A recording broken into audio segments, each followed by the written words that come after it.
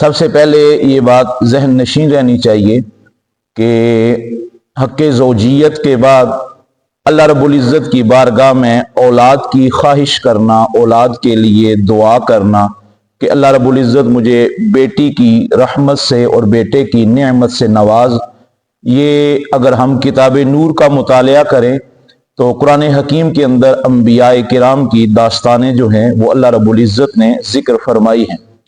آپ اگر سورہ مریم کی تلاوت کرتے ہیں تو حضرت عیسیٰ علیہ السلام کی نانی جان حضرت حنا، آپ 80 سال کی عمر کے اندر، چونکہ اللہ رب العزت نے آپ کو اولاد نہیں عطا فرمائی تھی، تو 80 سال کی عمر کے اندر آپ ایک شام کو اپنے گھر کے آنگن میں بیٹھی ہوئی تھیں، تو آپ کے گھر کے اندر کافی بڑے بڑے درخت تھے، تو درختوں پر پرندوں نے اپنے بچوں کو جنم دیا ہوا تھا، تو ایک چڑیا بار بار آتی تو اپنے بچے کو وہ دانا دنکا جو بھی باہر سے چن کے لاتی، وہ نوالا بنا کے اپنے بچے کو دیتی۔ تو حضرت حنا نے جب یہ منظر دیکھا تو آنکھوں کے اندر آنسو آ گئے اور رب کی بارگاہ میں عرض کی کہ میرے مولا، اگر تو بے زبانوں کو اولاد عطا فرما سکتا ہے، میں تو تیری نیک بندی ہوں، اگر تو کرم فرمائے تو اس وقت بھی تو مجھے اولاد سے محروم نہیں رکھ سکتا، مجھے اولاد عطا فرما سکتا ہے۔ تو حضرت حنا نے اتنے درد کے ساتھ دعا کی کہ اللہ رب العزت نے اسی وقت حضرت حنا کے لیے بشارت نازل فرمائی کہ ان قریب اللہ رب العزت آپ کو اولاد سے منور فرمائے گا۔ پھر رب کائنات نے ان کی گود کے اندر حضرت مریم کی ولادت فرمائی۔ تو اچھی اولاد کے لیے دعا کرنا، ان کے لیے تڑپ رکھنا، یہ انبیاء کرام کی سنتوں میں سے ایک سنت ہے۔ دوسرے مقام پر یہ بات یاد رکھیں، اللہ رب العزت بیٹا عطا فرمائے یا رب کائنات بیٹی عطا فرمائے۔ ہمارے معاشرے کا آج بھی یہ المیہ ہے کہ کسی نہ کسی گھر کے اندر آج بھی وہ عرب کی جو رسمیں تھی نا کہ بچیوں کو نعوذ باللہ زندہ درگور کر دیا جاتا تھا، تو آج بھی کچھ لوگوں کی داستانیں دیکھتے بھی ہیں، ہمارے کانوں تک پہنچتی بھی ہیں کہ بیٹیوں کے حوالے سے وہ پریشان رہتے ہیں، تو ان کا وہ رویہ جو بیٹوں کے ساتھ ہوتا ہے وہ بیٹیوں کے ساتھ نہیں ہوتا، مخفی طور پر ہی صحیح، لیکن ان کو نحوست سمجھا جاتا ہے۔ نبی پاک صلی اللہ تعالی علیہ وآلہ وسلم نے بیٹی کو خدا کی رحمت قرار دیا ہے، اور جو والدین ہیں وہ ان تجربوں سے گزرتے رہتے ہیں۔ ایسا نہیں ہے کہ بیٹے ماں باپ کے لیے خیر کا پیغام نہیں ہوتے ہیں، وہ بھی بڑا درد رکھتے ہیں، وہ بھی بڑی محبت رکھتے ہیں، لیکن بیٹیوں کی محبت والدین کے لیے یہ ایک انمول رنگ ہے۔ اللہ رب العزت نے یہ خاصہ انہی کو عطا فرمایا ہوتا ہے، تو بیٹیاں ہوں یا بیٹے ہوں اس پر منہ نہیں بسورنا چاہیے، بلکہ اللہ کا شکر ادا کرنا چاہیے۔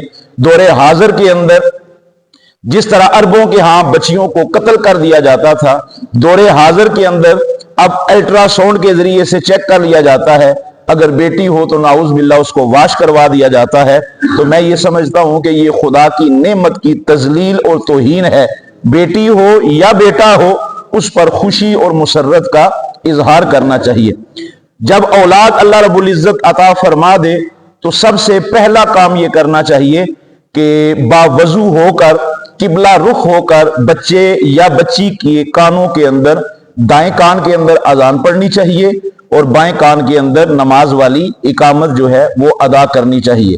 اور ہاسپٹلز کے اندر بسا اوقات یہ منظر بھی دیکھنے کو آیا ہے کہ جس طرح مساجد کے اندر ہم بلند آواز سے اذان پڑھتے ہیں، اسی طرح بچے کے کانوں کے اندر بھی بلند آواز کے ساتھ اذان پڑھی جا رہی ہوتی ہے، لیکن وہ ظاہر ہے آگے 20 سال کا یا 40 سال کا بندہ تو نہیں ہے، بیچارہ پہلے دن کا مہمان ہے، کانوں کے پردے بھی ابھی باریک ہیں، تو بالکل نارمل لہجے کے اندر اذان جو ہے وہ پڑھی جائے۔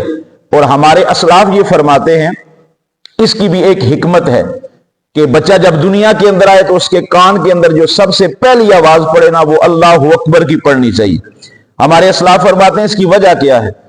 آپ فرماتے ہیں کہ مرتے وقت جب انسان کی زندگی کی آخری ہچکی چل رہی ہوتی ہے نا، تو یہ نظام قدرت ہے کہ اس وقت بندے کو وہ آواز یاد کروائی جاتی ہے جو زندگی میں سب سے پہلے اس نے سنی ہوتی ہے۔ تو جب اس کے کانوں کے اندر لفظ اللہ اکبر گونجے گا تو رب کائنات اسے کلمہ شہادت کی توفیق بھی عطا فرما دے گا۔ تو بچے یا بچی کے کان کے اندر بہتر یہ ہے کہ گھر کا جو متقی پرہیزگار بندہ ہو اس سے اذان اور اقامت دلوائی جائے۔ پھر جب بچہ 7 دن کا ہو جائے تو اس سے قبل بھی، کل کے درس حدیث کے اندر بھی میں نے آپ کو بتایا تھا، یہ والدین کی ذمہ داریوں میں سے ایک ذمہ داری ہے۔ دور حاضر کے اندر اللہ رب العزت بس سب کو اپنی امان کے اندر رکھے، اب والدین کو رشتے ڈھونڈنے نہیں پڑتے، بلکہ پہلے سے بچوں نے بندوبست کیا ہوا ہوتا ہے۔ لیکن میں اتنا ہی کہوں گا، جو نفع اور جو نقصان والدین اپنے بچوں کا سمجھ سکتے ہیں، وہ دنیا کا کوئی اور رشتہ نہیں سمجھ سکتا ہے۔ نبی پاک صلی اللہ تعالی علیہ وآلہ وسلم نے دیکھے، حضور کی مثالیں دیکھے، سرکار نے فرمایا کہ گندگی کے ڈھیر پر اگے ہوئے سبزے سے محفوظ رہا کرو۔ حضور کے صحابہ نے عرض کی، یا رسول اللہ، گندگی کے ڈھیر پر اگا ہوا سبزہ، اس سے کیا مراد ہے؟ حضور نے فرمایا، بظاہر سبزہ ہے، سونا لگتا ہے، حسین و جمیل بھی ہے، لیکن اگر دیکھا جائے تو اس کی بنیاد گندی ہے۔ معنی یہ ہے کہ عورتوں کا انتخاب کرتے وقت ان کے حسن و جمال کو نہ دیکھو، بلکہ دیکھو کہ رب نے ان کو دینداری کتنی عطا فرمائی ہے، اس لیے کہ کل تمہاری اولادوں کی تربیت تمہاری بیوی نے کرنی ہے۔ تم تو کام کاج کے اندر مصروف ہوگے، تو تمہاری اولاد جب اچھی گود کے اندر آئے گی تو اللہ رب العزت ان پر اپنا فضل اور ان پر اپنا کرم بھی فرمائے گا۔ یہ اگر آپ یوٹیوب اٹھا کے چیک کریں تو 92 کے اندر ایک مشاعرہ ہوا تھا انڈیا کے اندر، آل ہندوستان کا، تو اس کے اندر ایک سکھ خاتون تھی، تو اس نے آخر میں مسلمانوں سے ایک سوال کیا۔ اس نے کہا کہ مسلمانوں، تمہارا دعویٰ یہ ہے کہ نبی آخر الزمان حضرت محمد مصطفیٰ صلی اللہ تعالی علیہ وآلہ وسلم کے بعد کوئی نیا نبی نہیں آ سکتا ہے، کوئی دعویٰ بھی نہیں کر سکتا، کوئی سوچ بھی نہیں سکتا، لیکن مجھے تم یہ بتاؤ کہ 14 صدیاں گزر گئی ہیں، تمہارے اندر دوسرا حسین کیوں نہیں پیدا ہوا؟ تو باقی لوگ تو خاموش رہے، لیکن سٹیج میں سے ایک بوڑھا بابا آگے آیا، تو اس نے کہا کہ بی بی، مسئلہ یہ نہیں ہے کہ دوسرا حسین نہیں آیا، دوسرا حسین آ سکتا ہے، لیکن ہمیں علی جیسا نہ باپ ملتا ہے، نہ فاطمہ الزہرا جیسی ماں ملتی ہے۔ ماں باپ اچھے ہوں تو اللہ رب العزت اولادیں بھی نیک عطا فرماتا ہے۔ سیرت کی کتابوں کے اندر آپ یہ واقعہ علماء سے سنتے رہتے ہوں گے کہ حضرت امیر المؤمنین حضرت عمر ابن خطاب رضی اللہ تعالی عنہ، آپ کا چونکہ وطیرہ ہوا کرتا کہ رات کے پچھلے پہر آپ مدینہ کی گلیوں میں گشت کیا کرتے تاکہ لوگوں کے احوال کی آگاہی مل سکے کہ لوگ کس حال کے اندر جی رہے ہیں۔ تو آپ ایک گھر کے قریب سے گزرے تو صبح صادق کا وقت تھا، تو اس وقت چونکہ دودھ جمع کیا جاتا ہے تاکہ دودھیوں کے حوالے کیا جائے، تو ماں اپنی بیٹی کو کہہ رہی تھی کہ جلدی جلدی دودھ کے اندر پانی ملا لے، اس سے پہلے کہ دودھ لینے والا آ جائے۔ تو اس بیٹی نے کہا کہ اماں، تو جانتی ہے کہ امیر المومنین نے منع کیا ہوا ہے کہ دودھ کے اندر پانی کی ملاوٹ نہیں کرنی ہے۔ تو ماں کہتی ہے کہ بیٹی، کون سا ہمیں امیر المومنین دیکھ رہا ہے؟ تو بیٹی نے کہا، اماں، اگر امیر المومنین نہیں دیکھ رہا لیکن رب العالمین تو دیکھ رہا ہے، ہمیں تو اس رب سے ڈرنا ہے، اس کا خوف اور اس کی خشیت رکھنی ہے۔ حضرت عمر فاروق نے یہ نہیں دیکھا کہ غریب گھر کی بچی ہے، آپ کو اس کا جملہ اتنا پسند آیا کہ دوسرے دن آپ نے اپنے بیٹے حضرت عاصم کے لیے رشتہ بھیجا اور اس بیٹی کو اپنے گھر کی بہو بنایا۔ پھر اللہ رب العزت نے اس جوڑے کو ایک بیٹی عطا فرمائی، پھر اس بیٹی میں سے رب نے ان کو ایک بیٹا عطا فرمایا جس کو آج زمانہ حضرت عمر بن عبدالعزیز کے نام سے یاد کرتا ہے۔ تو گودے ستھری ہوں، مطہر ہوں تو اللہ رب العزت اولادیں بھی ستھری عطا فرماتا ہے۔ تو دوسرے مقام پر نبی پاک صلی اللہ تعالی علیہ وآلہ وسلم نے ارشاد فرمایا کہ جب بچہ 7 دن کا ہو جائے تو کوشش کی جائے کہ اس کا بہتر سے بہتر نام رکھا جائے، کیونکہ لوگ بسا اوقات مسائل پوچھتے رہتے ہیں، رابطے میں رہتے ہیں، تو زیادہ تر لوگوں کا جب اس ٹاپک پر فون آتا ہے تو وہ کہتے ہیں جی کہ کوئی ایسا نام بتائیں جو دنیا میں کسی نے نہ رکھا ہوا ہو۔ ہر بندے کی خواہش ہوتی ہے میں اپنے پتر کا، بیٹی کا وہ نام رکھوں جو ہمارے پورے خاندان میں کسی کا نہ ہو، پورے شہر کے اندر کسی کا نہ ہو۔ جدت آ گئی ہے نا، جبکہ پرانے ناموں کے اندر اللہ رب العزت نے بڑی مٹھاس رکھی ہوئی ہے۔ آئیے حدیث پاک کی طرف بڑھتے ہیں۔ نبی پاک صلی اللہ تعالی علیہ وآلہ وسلم نے فرمایا اپنے بچوں کے نام انبیاء کے ناموں پر رکھو، اور ہمارے رب کو عبداللہ اور عبد الرحمن نام بڑا پسند ہے۔ حضور نے فرمایا اپنے بچوں کے نام نبیوں کے نام پر اور میرے نام پر رکھو۔ سیرت حلبیہ کے اندر امام برہان الدین حلبی رحمتullah تعالی علیہ ایک روایت لے کے آئے ہیں. آپ فرماتے ہیں کہ میدان حشر ہوگا اور قیامت والے دن اللہ رب العزت آواز لگائے گا، یا محمد اخرج الینا صلی اللہ تعالی علیہ وآلہ وسلم، اے ہمارے حبیب محمد ہماری طرف آئیے. تو حضور ارشاد فرماتے ہیں کہ میری امت کے وہ لوگ جن کا نام محمد سے شروع ہوتا ہوگا وہ سارے یہ سمجھیں گے کہ شاید رب نے ہمیں بلایا ہے، تو وہ خدا کی طرف نہ دوڑ کر آنے کی کوشش کریں گے. تو رب کائنات فرمائے گا کہ میں نے تمہیں تو نہیں بلایا، میں نے تو اپنے حبیب کو بلایا. تو حضور عرض کریں گے مولا اب آ جو گئے ہیں، تو واپس پلٹ کے جائیں گے تو بڑی شرمندگی والی بات ہے. تو رب کائنات اس موقع پر فرمائے گا کہ آؤ میں تمہیں نام محمد کے طفیل اپنی جنت میں جگہ عطا فرماتا ہوں. یہاں پر رک کر میں اگر مزید اس بات کو نہ کھول سکوں، یہ دیکھیں نا، اب فرض کریں اگر بخاری شریف کی 2 جلدیں ہیں تو علامہ بدر الدین عینی علیہ رحمہ نے اس پر 29 جلدوں کی شرح لکھی ہے. تو اس 29 جلدوں کے اندر ظاہر ہے آپ نے کوئی الف لیلا کی کہانیاں تو نہیں لکھی، حدیثیں لکھی ہوتی ہیں. تو جمعے کے خطبے پر بھی میں نے کہا تھا کہ بظاہر حدیث کو پڑھ لینے سے حدیث کا مفہوم سمجھ نہیں آتا ہے. اب یہ جو آپ نے جملہ سنا اس سے لگتا تو ایسے ہی ہے کہ اگر نام لفظ محمد رکھ دیا جائے تو اللہ پاک بخش دے گا، تو پھر تو بندہ یہی کہے نا کہ یار نام ہی یہ رکھ لیتے ہیں، باقی عبادات کی ضرورت ہی نہیں ہے. تو امام بدر الدین عینی فرماتے ہیں کہ رب کی یہ آواز کہ محمد ہماری طرف آئیے، یہ بھی اللہ پاک ان کانوں تک پہنچائے گا جو سیرت مصطفیٰ پہ چلتے رہے، جنہوں نے حضور کی اتباع کی ہوگی. اللہ پاک یہ اعلان بھی ان کے کانوں تک پہنچائے گا. تو حضور نے فرمایا کہ اپنے بچوں کے نام جو ہے وہ انبیاء کے ناموں پر رکھا جائے. دوسرا، کچھ نام ایسے ہیں جن کو حضور نے ناپسند بھی فرمایا، جیسے دور حاضر کے اندر پرویز نام رکھا جاتا ہے، کیسر نام رکھا جاتا ہے. تو ان ناموں کو حضور نے منع فرمایا. یہ وہ بدبخت تھے جنہوں نے حضور کے خطوں کو پھاڑا تھا، تو سرکار نے ان کے لیے بد دعا فرمائی تھی. تو اگر کوئی ایسے نام ہوں تو بہتر یہ ہے کہ ان کو تبدیل کر لیا جائے.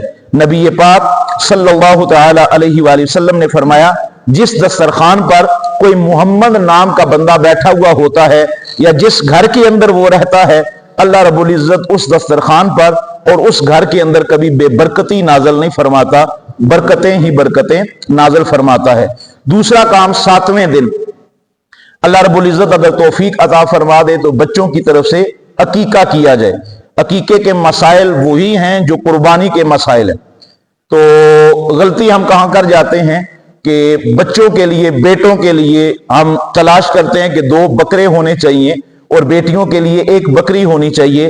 جنس تبدیل بھی کی جا سکتی ہے، 2 کا ہونا لازمی ہے کہ بیٹے کے لیے اگر آپ 2 بکریاں بھی دینا چاہیں تو دے سکتے ہیں، بیٹی کے لیے 1 بکرا بھی دینا چاہیں تو بالکل دے سکتے ہیں.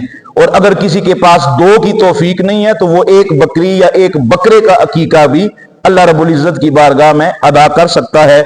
قربانی کے موقع پر زیادہ تر احباب بڑے جانوروں کے اندر حصہ ڈالتے ہیں، تو اس کے اندر بھی حصہ ڈالا جا سکتا ہے. نبی پاک صلی اللہ تعالی علیہ وآلہ وسلم نے فرمایا تمہارے بچوں کو عقیقے کے بدلے میں گروی رکھا جاتا ہے، تو بہتر یہ ہے کہ تم ان کی طرف سے عقیقہ ادا کر دو تاکہ جو ان پر مصیبتیں یا پریشانیاں آنی ہیں اس سے وہ نکل آئیں اور اللہ رب العزت ان کے لیے بہتری کے فیصلے صادر فرمائے. تیسرے مقام پر نبی پاک صلی اللہ تعالی علیہ وآلہ وسلم نے فرمایا کہ ختنہ جو ہے یہ شعائر اسلام میں سے ہے. بچہ اگر 7 دن کا ہو جائے تو بہتر یہ ہے کہ اس کے ختنے کروا دیے جائیں. ہاں بلوغت سے پہلے آپ کسی وقت بھی کروا سکتے ہیں، لیکن زیادہ مسنون یہ ہے کہ 7ویں دن بچے کے ختنے ہو جانے چاہیے.